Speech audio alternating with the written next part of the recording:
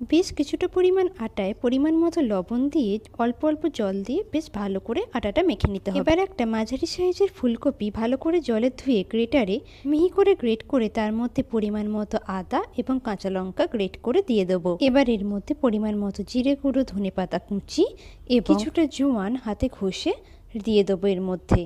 এবার এতে পরিমাণ মতো নুন দিয়ে সব কিছু ভালো করে মিশিয়ে নেব। অন্যদিকে আটাটা মাখিয়ে বেশ বড় বড় করে লেচি কেটে নিতে হবে।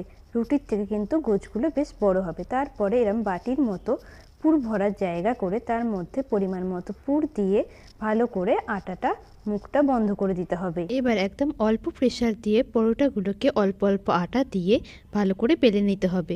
বেশি বড় করবেন না, তাহলে কিন্তু পুরগুলো বেরিয়ে আসবে। এবার চাটুতে দুপিঠ ভালো করে সেঁকে কড়ায় অল্প তেল দিয়ে ভালো করে এপিট ওপিট ভেজে নিতে হবে। তাহলেই তৈরি একদম নরম নরম কপির পরোটা। এটা কিন্তু